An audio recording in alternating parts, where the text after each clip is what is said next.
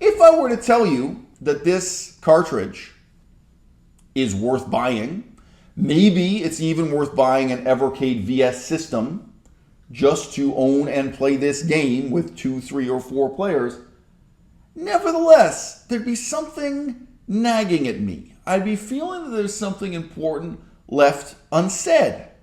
Because when you buy this cartridge, you get one great game. You get the Amiga version of Worms the Director's Cut, which is otherwise, frankly, quite annoying to emulate or play. And you get 2, 3, or 4 reasonably terrible or awful games, depending on your taste. I mean, it's debatable.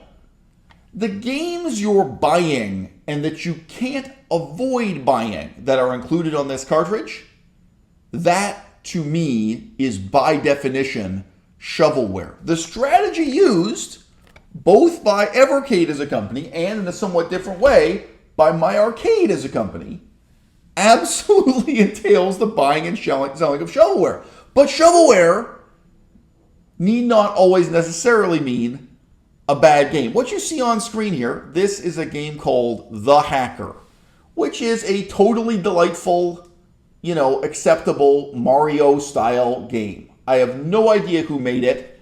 I imagine it might be a college program in South Korea somewhere, something like that. Some university somewhere in the world that has a game design and programming course where they challenge the students for their final assignment to actually have a game that's going to be included on a real console instead of just disappearing after it's created.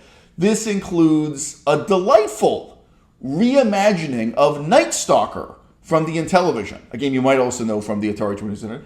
A delightful reimagining of Atari-era tank games, and Astro Smash, aka Astro Blast. There are, among the nameless, faceless creations that are included here, that cannot be purchased on a console for any other system, that are uniquely bespoke, found as shovelware on the Tiny East Arcade player, cannot be had anywhere else at any price, right? Collect them all now.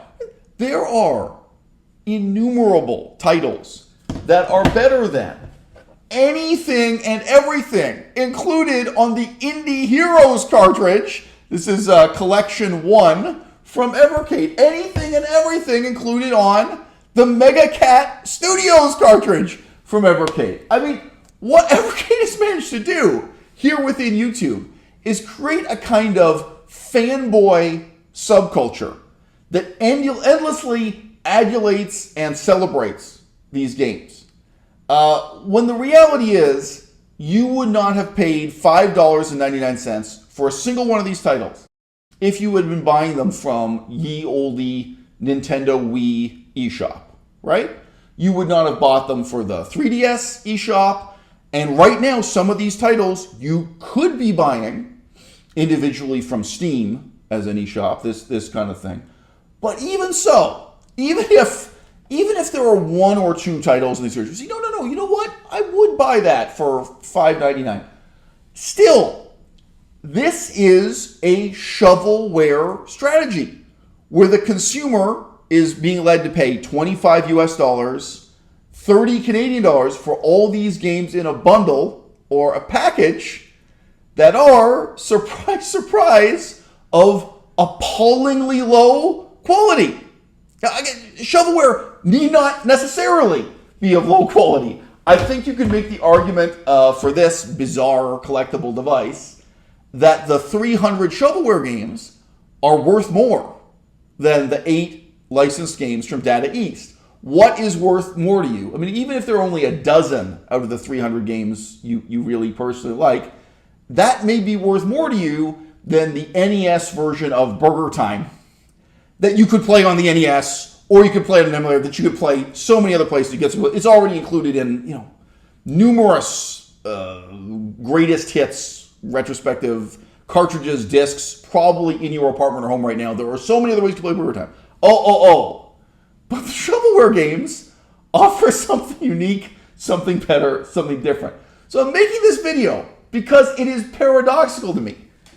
How is it possible that we have a subculture on YouTube that laughs at and scorns My Arcade for what could be called its artistic and creative commitment to presenting the public with brand new shovelware, something actually innovative and new and different. Every review I've ever seen of this particular device or the other devices like it, which includes their brand new Atari Player Pro, right?